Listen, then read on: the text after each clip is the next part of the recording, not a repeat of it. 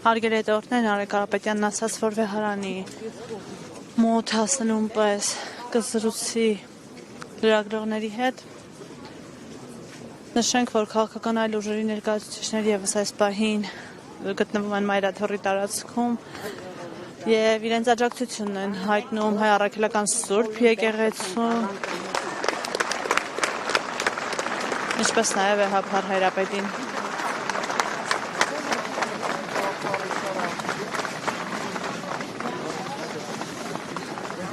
Ժողովուրդ, սպասեք, տեղավորվենք նոր։ Ընկերներ, տեղավորվենք նոր։ Մի պրտեք էլի ժողովուրդ։ Բերեք հետ կանգնին, օպերատորներ հետ կանգնին, շողքերը չընկնի։ Բերեք խոսում բաղում։ Մի րոպե, հենց եղել ես լրագրողների։ Մի հրեք։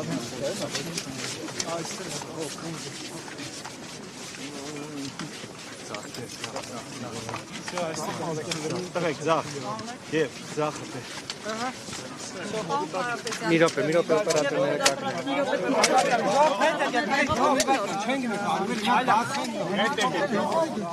Մի գորացեք, լավ, Նախորդին ասել էիք, որ Փաշինյանին հորդորել էիք, այսպես չգնալ։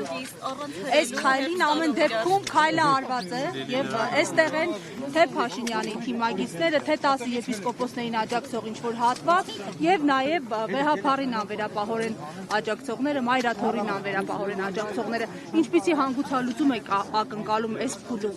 Հանգուցալուծումը միանշանակ կանոնական կարգով է լինելու, մեր եկեղեցու կանոնական կարգով։ Այս քայլով Փաշինյանը ուզում է աշխարհին ցույց տալ, որ նա չի պայքարում եկեղեցու դեմ, բայց բոլորս Հայաստանում ապրողները գիտեն, որ նա սրբազաններին, քահանաներին կալանավորում է եւ պայքարում է եկեղեցու անկախության դեմ։ Նա փորձում է ցույց տալ, որ սա ներեկեղեցական խնդիր է, սակայն մեր հայաստանյան եկեղեցու arczepiskopos-ներից շատերը, որոնց ինչ որ աշխարհիկ թուլություններ են ունեցել, շղթայվել են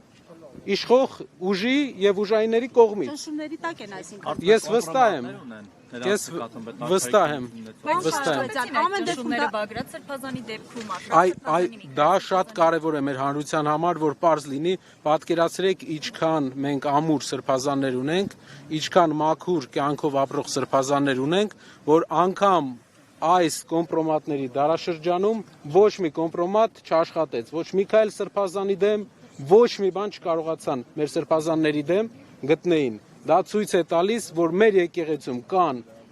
շատ խորքային հավատքով մարդիկ, ովքեր պաշտպանում են բոլոր կանոնական կարգերը։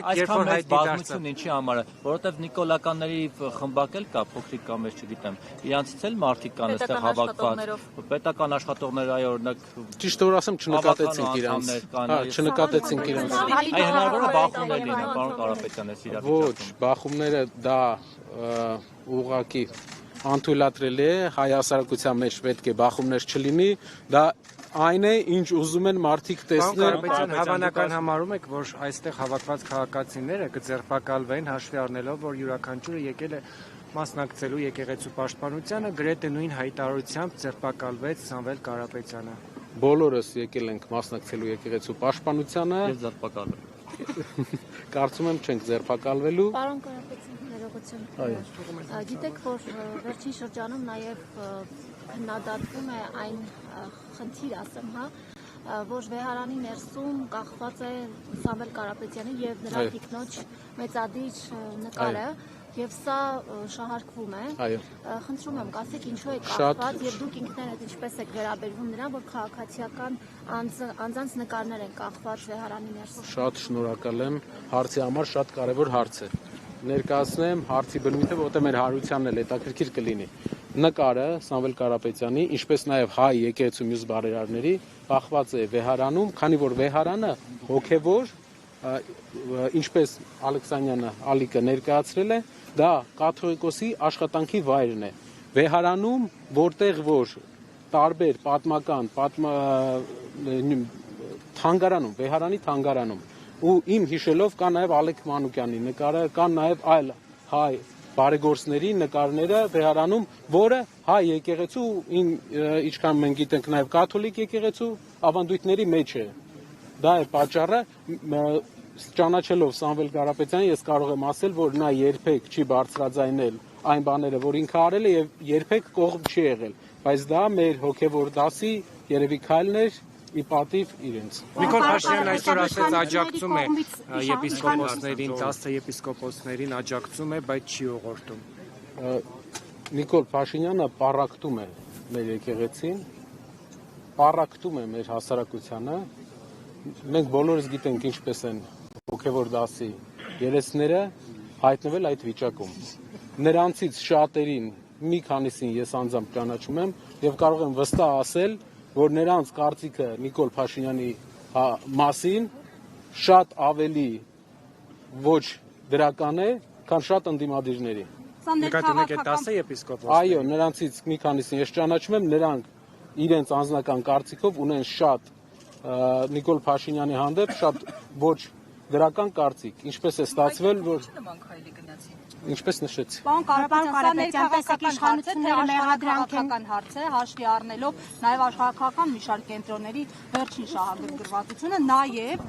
բաց աջակցությունը, օրինակ Փաշինյանի ու նրա թիմի հիբրիդային գործակալների դեմ պայքարելու տեսանկյունից։ Այս առումով էլի շատ կարևոր հարց է։ Այս քայլերը, հայ եկեղեցու անկախության դեմ միտված քայլերը, դա քայլ է ընդհանուր հայկական հայոց ցեղասպանության ճանաչման, հայկական շահերի միջազգային հարթակներում ներկայացման դեմ։ Դրանից առաջ դրան նախորդել է Թուրքիայի հետ բանակցությունները, որի արդյունքում մենք հետագայում ենք իմանալու, թե ինչ պայմանավորվածություններ եւ ինչ պարտավորություններ է ձեռք բերել այս իշխանությունը։ Հաստատ ուզում եմ վստահեցնել, որ ինչ որ մարդկանց կուսակրոնությունը չէ այս ամբողջ շարժման գաղափարը, իրենց պետական ճնշման գաղափարը, նրանց գաղափարը եկեղեցին զրկել անկախությունից, որպեսզի հայ եկեղեցին չունենա ազգային օրակարգ տանելու իրավունք։ Հիշում եք, մի օրինակ բերեմ։ Դրսի ուժերի հետ պայմանավորվածությունների արդյունքում։ Նպատակը որն է եւ կոնկրետ ում է սպասարկում այս խնդիրը, ում շահն է սպասարկում, ում է ծառայեցնել։ Ձեր կարծիքով հայ եկեղեցու անկախության կորուստը ում պետք է սպասարկի։ Գուցե այն երկին, որտեղից որ այսօր բենզին է եկել Հայաստան մեծ քանակությամբ։ Ինձ թվում է այդ երկրի թափը դեռ չի հերիքի, որպեսզի մի քիչ ավելի այդ երկրից մի քիչ ավելի մեծ։ Տեսնենք ամեն ինչ ժամանակի ընթացքում Աստված առաջ կպարզվի եւ մենք իմանանք, թե ինչ պարտավորությունների դաշտ է մտել մեր իշխանությունը, որ ստիպված է այս քայլերին գնալ։ Որպես գործար այդ բենզինի մասով ինչ կասեք, որ ադրբեջանական բենզին են մտնում Հայաստան եւ կամաց սովորեցնում են նաեւ դրան։ Շատ մի հատ հետաքրքիր բան ասեմ։ Երբ որ մենք ուզենանք մի բան, որ ասում են ապաշրջափակում, ինչը լավ բան է տրանսպորտային առումով, բայց երբ որ հայկական գործարարը ուզենա ինչ որ բան վաճառի Թուրքիայում, այսօր Վրաստանի միջոցով չի կարող, որովհետև հայկական ապրանքների մուտքը Թուրքիա արգելված է։ Դա կապված չէ ոչ մի հարցի հետ, ուղղակի այդ երկիրը չի թողում, չի գնում մեր ապրանքները։ Նույնն էլ Ադրբեջանի հետ։ Ինչ իրենք կարողանալու են, վաճառել են մեր վրա, ինչ իրենք չեն կարողանալու, չեն թողելու, մենք վաճառենք իրենց վրա։ Դա չի կարող թույլ ձևի հաշտություն չի լինում։ Պետք է հարգեն իրենք մեզ, մեր կողմը։ Իսկ դա բանակցողի կարևոր հատկություններից մեկն է։ Բանակցողը պետք է ներկայացնի իրենից միջազգային հարթակներում ինչ որ նշանակություն, նաև անձնական խարիզմայի հաշվին, անձնական անցած ճանապարհի հաշվին։ Պարոն Կարապետյան, 2018-ին իշխանական այս նույն օրակարգը վեհափառի դեմ եկեղեցու դեմ տապալվեց։ Ինչ դասեր չքաղեց իշխանությունը, որ նորից օրակարգ բերեց այս թեման։ Վստահ եմ, այս ճիշտ նկատեցիք, էլի է եղել այսպիսի բան, նրանք էլ են ուզել անկախությունը մինչև այս բոլոր process-ները վերացնեն եկեղեցու, էլի չի ստացվել, այս անգամ էլ չի ստացվելու։ Միակ վախս, միակ մտավախությունս հարգելի հայրենակիցներ, մեր մտավախությունը այն է, որ կգնան նրան, որ եկեղեցու տարբեր երեցներին քաշելով, կոմպրոմատներով, թե ոչ կոմպրոմատներով իրենց կողմը կգնան պառակտման եկեղեցու։ Իսկ եկեղեցին մնացել է մեր ազգային միասնության վերջին կետերից մեկը։ Այսինքն մենք պետք է մի ժայռ ունենանք, որի վրա հենվում ենք եւ ազգային միասնությունից ենք խոսում։ Ես այստեղ մի հատ այլ հայ Լիբանանում, հայ Սիրիայում, մի հատ մեր հայրենակիցը Ամերիկայում, եկեղեցու մեջ կա խնդիր, իսկ որ ազգի եկեղեցու մեջ չկա խնդիր։ Հայ առաքելական եկեղեցին տարբերում է բոլոր եկեղեցիներից, մեզ թվում է, թե այդպես չէ, բայց ես վստահեցնում եմ այլ եկեղեցիներից նաև իր բնույթով, ինտերերով, երբ որ դուք նայում եք մեր եկեղեցու մեջ, չկան ոսկե ջրած բաներ։ Դա համեստության եւ ժուշկալության մասին է մեր եկեղեցին։ Տարբերվում է մեր եկեղեցին, ես վստահեցնում եմ ձեզ, իսկ բոլոր սրբազանը, Բենթլի քշող սրբազանն է, իսկ Բենթլի քշող սրբազանն է մաքրելու մեր եկեղեցին։ իրենով են փորձում մաքրել, որովհետև ըստ Իսկ ձեր կարծիքով Էլ Բենթլի չի Toyota-ը։ Պարոն Կարապետյան,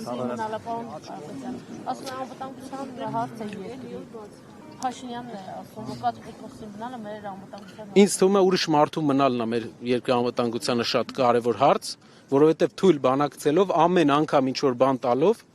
մենք հասնում ենք այսօրվան։ Պարոն Կարապետյան, մի կարևոր բան, Կայա Կալասի հայտարարությանը շատ անդրադարձ չեղավ, սա կարծում նաև ձեզ կարող է վերաբերել որպես ընտրությունների հայտ ներկայացրած քաղաքական ուժ, փաստորեն Մոլդովայի օրինակով Փաշինյանը աջակցություն է խնդրել Եվրոպայից, Արևմուտքից, որ աջակցեն իրեն ընտրությունների։ Եթե ամեն ինչ թափանցիկ լինի, մենք խնդիր չենք տեսնում։ Եթե ամեն ինչ թափանցիկ լինի, կան ստրուկտուրաներ, կան կառույցներ, որոնց հետ կարելի է աշխատել։ Մեծ ներողություն, այսինքն աջակցություն Որովհետև Յուրային է նա ձեր թիմի անդամ է,